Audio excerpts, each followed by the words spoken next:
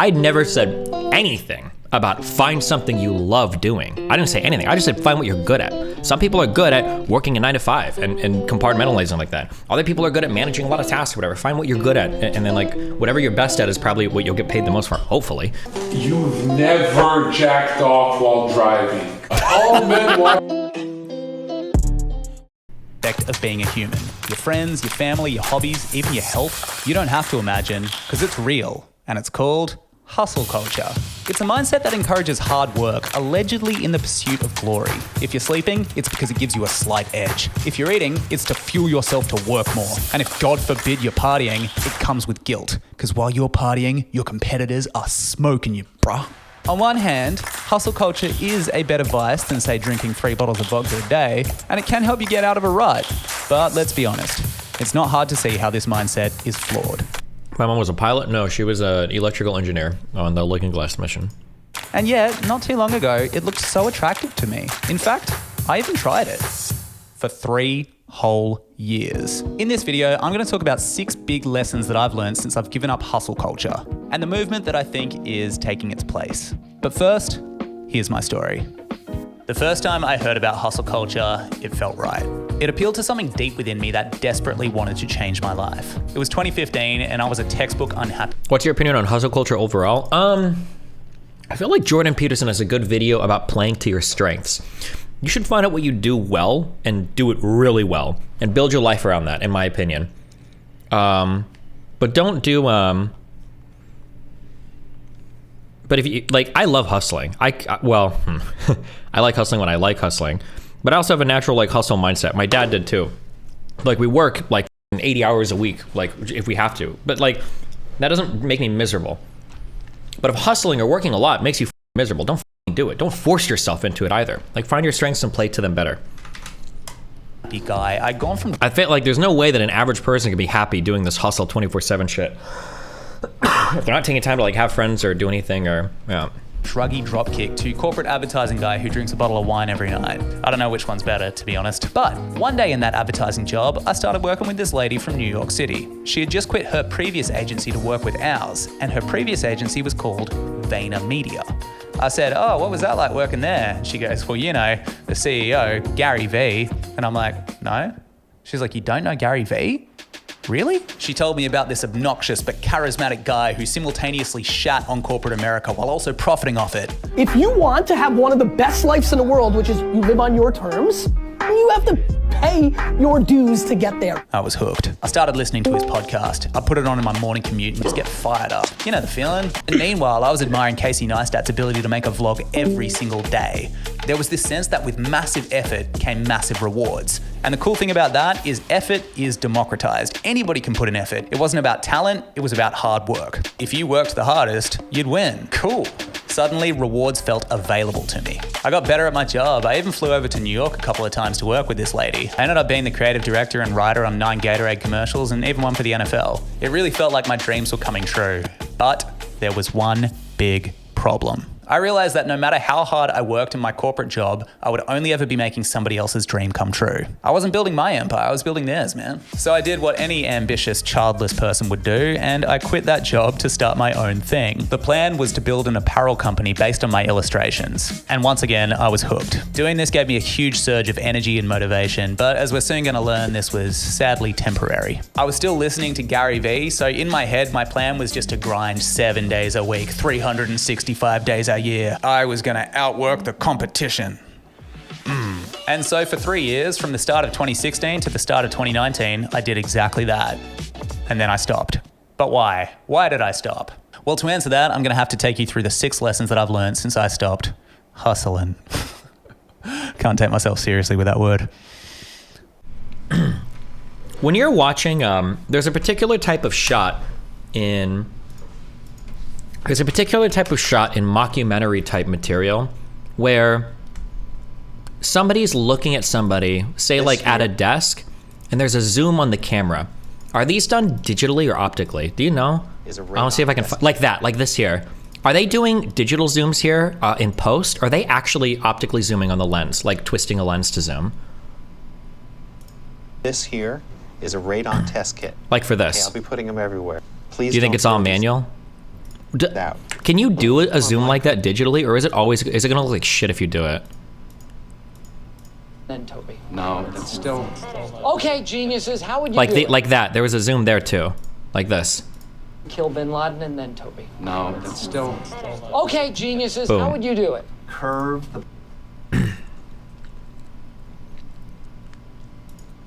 It'll look like shit. You can do it digitally. It's called a punch zoom. Yes, but you lose resolution. I'm curious for the losing resolution.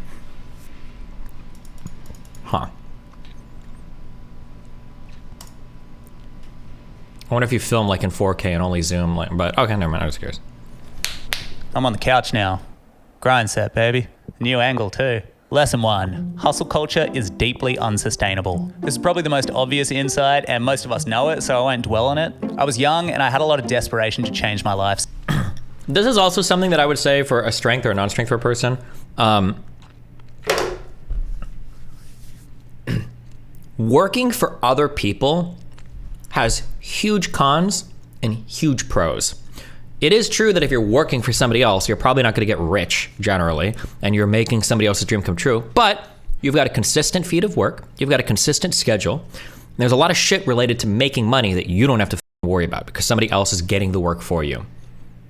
Sometimes people get really obsessed with this idea of being their own boss, but that entails, there's more upshot, but there's also way more downside too. There's a lot of work that goes into finding and securing your own work and being your own boss and building your own business that like a lot of people just don't want to do. It's a lot of extra shit. Now, there is a big payoff if you do it well, but like not everybody is built for that, especially by the time you're in your 20s, you know?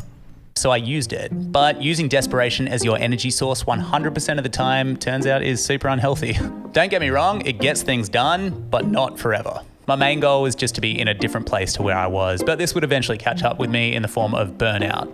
More on that later. Which leads me to the controversial lesson. Lesson 2, hustling worked for the goals that I had set. This feels kind of taboo to say, but yeah, working every single day had positive results, amongst of course the negative ones. But for those 3 years, I drew a comic every single day and I ended up going from 0 Instagram followers to about 200,000. So that was a result. But in saying that, I do feel like I need to clarify why it worked and why I don't think it'll work moving forward for at least me. It worked because I was young, I had energy and a lot of hunger. I didn't have overheads. Nobody suffered if I went broke. And as poorly scripted movie dialogue as this sounds, yeah, I had nothing to lose. Now I'm still relatively young, driven and hungry, but with one big difference. And that is I value myself and my sanity so much more. Back then I had a lot of self-hatred and the work that I made came from a place of just disgust. Disgust with how complacently I'd been living my life. And I just really wanted to outwork those bad feelings. If I suffered, which I did a lot, it was because I deserved it. Now I value my mental clarity a lot higher than I value grinding. So what changed? Well, this did. Lesson 3, you can get more done if you take breaks. The idea of getting more done is still very much rooted in hustle culture, but the idea of getting more done while taking breaks was my gateway drug into a balanced life. At the start of 2019, I was asked to paint a private mural. I love the idea. It was a coat of arms of a beagle and an ibis with the word Marrickville, which is one of Sydney's suburbs, underneath it, and it was just a bunch of Marrickville iconography. Destiny, you keep saying find something you love doing, but that's a very difficult task for most people. I never said anything about find something you love doing. That's some fairy tale shit. I didn't say anything. I just said find what you're good at. Some people are good at working a 9 to 5 and compartmentalizing like that. Other people are good at managing a lot of tasks or whatever. Find what you're good at. And then like whatever you're best at is probably what you'll get paid the most for, hopefully, in terms of making money. I think for most people, the goal is to find a job that you can tolerate, that you're good at, that can fund your hobbies or your passions. I think that's like the goal for most people. It was a fun job. I was also starting to toy with the idea of making YouTube videos because I'd seen this new wave of creators pop up. People like Matt Diavella, Kelly Stamps, Nathaniel Drew, Sav Brown, and Hines. I don't know a single one of these YouTubers. Holy shit. This side of YouTube on the day that I painted that mural, and it blew my mind. These creators felt like they were representing a new way to get things done. Suddenly, it felt possible to chase your dreams and have a balanced life. It wasn't one or the other. I took fierce notes. It was a vulnerable time in my life, actually, early 2019. It coincided with 3 close deaths. We lost my 2 remaining grandparents, and my sister's lifelong best friend, who was a big presence in our lives, died from a heroin overdose. Jesus. Life felt really, really fragile. But I started noticing this change, and that was I began to value mental clarity. To get more of it, I needed more space in my schedule to think. So I took my foot off the accelerator and spent a bit more time in my head, and I made a really big discovery. Lesson 4, work is an addiction. Just like drugs when I was younger, I was using work to escape and run from myself. But why? What was so horrible about me that I had to run? Later that year, I'd open up to my partner Felicity and my mum about being sexually abused as a kid. It was a major childhood trauma, but my plan was to die with it. Just keep it a secret and end up in the grave. To make sure I never thought about it again, I guess my subconscious method was just to fill my life to the brim with stuff. If it wasn't drugs, it was travel, and when those things didn't get me high, it became drugs, travel, say sex! Work. Oh, it became well, maybe he's a sex worker. hustle. Gary Vee's message, by no fault of his own, became my enabler. He's like that friend when you're trying to quit who comes around with a case of beer and a bong and is just like, yo, let's get shit-faced. But instead he's like, yo, let's get successful. But herein lies another lesson. Lesson 5, competition is a construct. We're now entering the mental gymnastics part of the video, so buckle up. The triple amputee palliative care physician BJ Miller has this beautiful quote. At the end of life, you can let a lot of the rules that govern our daily lives fly out the window. Because you realise that we're walking around in systems in society, and much of what consumes most of our days is not some natural order. We're all navigating some superstructure that we humans created. And that's how I feel about work-related competition. It's just a story that we tell ourselves. The idea that we're all racing each other to be the very best is a very strong myth at the core of our culture. And also at the core of Pokemon. And it fools us into believing two big lies. What? The first is that there are finite resources, and the second is that you don't have enough of those resources unless you have them all. On the extreme end of the scale, believing these myths results in insane wealth hoarding while like 1 billion people live on less than $1 a day. But do these myths and their implication mean that competition is a useless concept? Personally, I think competition is still relevant as a contextual motivator as long as we don't emotionally internalize it. When you're playing sport, tap into it. When you leave the field, don't. But obviously this is way easier said than done. Because even if competition is just in our heads, the consequences are definitely real. You gotta pay to live, and if there are only so many jobs, then yeah, competition's real. And on top of that, a lot of people still wanna make beautiful contributions to this world, and those projects take genuine hard work. So what do? Well, that's where the final lesson kicks in. Lesson 6, if you wanna do something that does take hard work, build a system that works for you. Work is only one part of life, and if you want that life to be rich and full, it can't be the only part of life. Same sound, but in my experience, work can also be secret my system before. Okay. 3. Yeah, we agree. Okay, good job. Okay. Oh, one other quick thing that I will say. It's so minor and it's so quick, and I appreciate it so much. Oh my God, it's such a minor, small, stupid thing. It's such a minor, small, stupid thing. In The Last of Us, they had that scene with the one where she was with her friend, and she was like, oh, like you're with Fedra, the fascist, blah, blah, blah, blah, blah. And I was like, they don't do much politics in this, but that's fine. They're gonna do a little thing about fascism and all that, and it's okay. Whatever.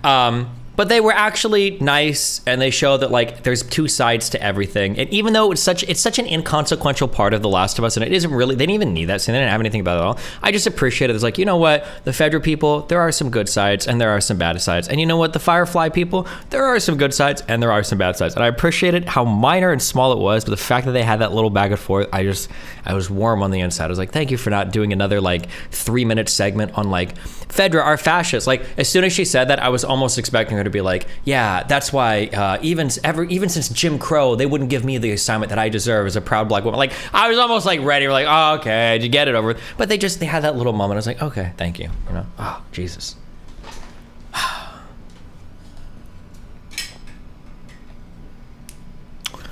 The commie shit with the brother. I don't think there was anything wrong with that. I think communes probably would be what you would gravitate towards as like a small community. That kind of makes sense, right? Is that really that controversial? Like if you had like 30 or 40 or 50 people running like something, I imagine they would be probably some kind of like commune-based society. That'd be my guess, right? Because one of the biggest problems with communism on a large scale, central planning, is it's something called I think it's one of the largest problems. It's something called the computation problem.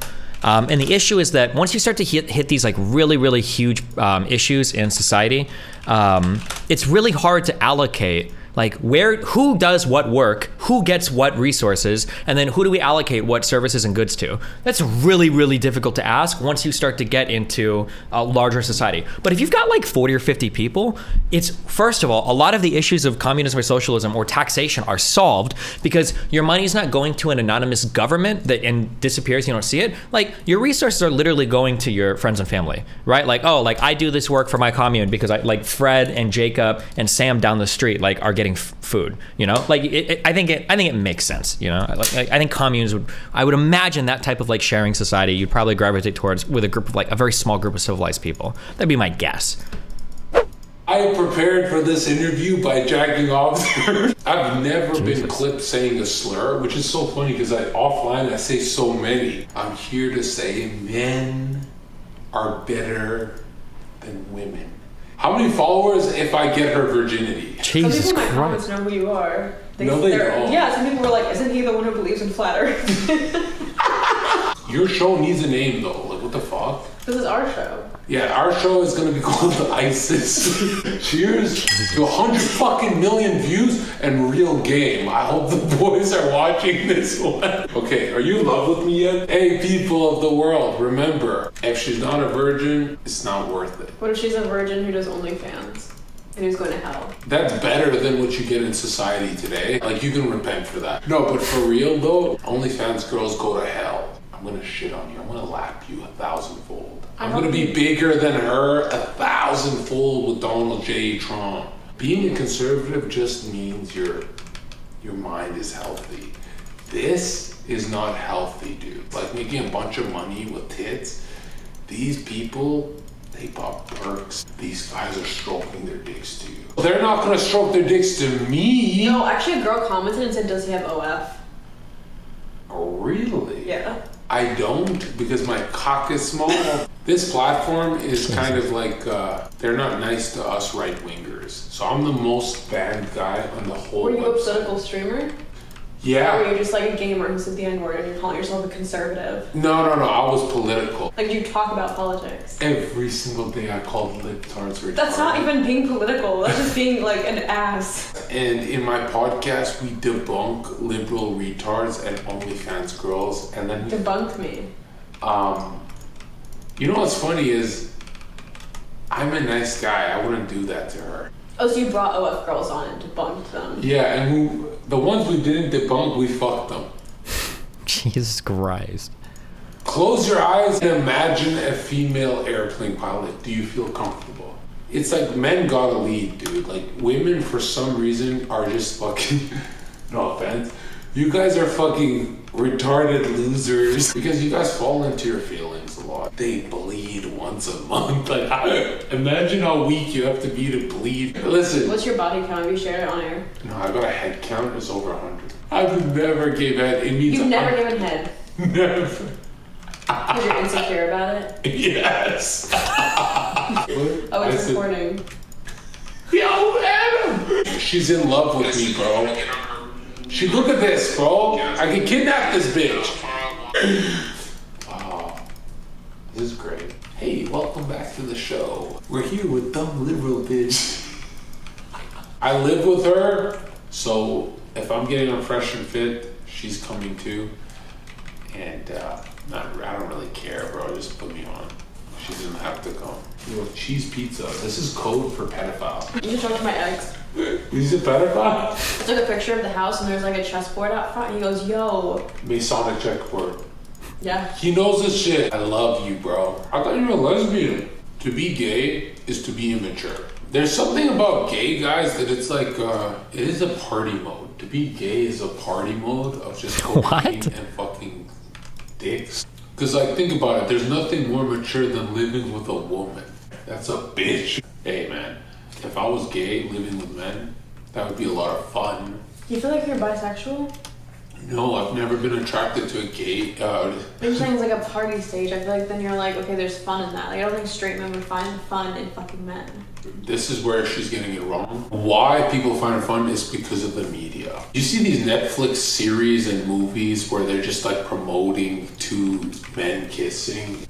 You know what I'm talking about? Netflix started like 5 years ago. Gay people have been around for like forever. You cannot tell me you don't see a gay agenda. I feel like you're a little gay. Like what you see as a child, it matters. What did you watch as a child? Disney. That's why you're a porn star. That's why all the stories in Disney are psychological warfare of Peter Pan. Oh, run away from your home and your family. And it's like a pedophile scheme, right? That's why you make good money, because she looks underage, so people beat off with their to her. They're beating their her because she looks underage. You're telling me this isn't Disney's fault? So have you ever subbed to a girl's OnlyFans? Fuck no. Whoa, what the fuck? No. I would rather join ISIS than pay. That's disgusting. Listen, the whole end game of life is getting married. Describe your dream fiance. I want someone as obedient as a dog. I want a girl who is like, sit, stand, and she actually does it. And I've had this before, so I know I can do it again. When you have that, are you still fucking other bitches? If I do, it's not the end of the world. Because I have 1 billion sperm. You have 2 eggs. You really think, bro, hey John, I didn't cheat on you with my 2 eggs. No shit, you have 2 eggs. If a guy cheated, he just picked the whole field of oopsie daisies. That's all that happened. If a girl cheated, her head has to be cut off. Shoo. No, I'm kidding. She needs to be dumped. You know what I'm trying to say. I don't have to say billions. I think girls are just as horny as guys. You don't think so? You've never jacked off while driving. All men watching this are rubbing it off as they're driving. Women don't do that. Did you do that on the way here? Are you serious? Is that why it took an hour? I watched something. Yeah. It was after I just watched this video. It was but you guys should definitely check out our OnlyFans if you want to burn in hell. I live here. I live in this house now. But all this is a gray wall. Like, you act like you're flexing on them. No, it's a nice house, yeah. I leech off her. And Destiny's gone, so this is a perfect house for me. Destiny fucked her. Stop. 10 out of 10 games. Steven, you have 10 out of 10 games. Listen, I own this bitch. Jesus Red Christ. pill shit, I own this bitch. Women are being owned 2023. Okay. What was I don't know what the point of this video was. It's not often I like to spend a lot of time and play around in the pig pen when it comes. I thought Moist Critical was in my Discord. I just got so confused. I'm so confused. Okay.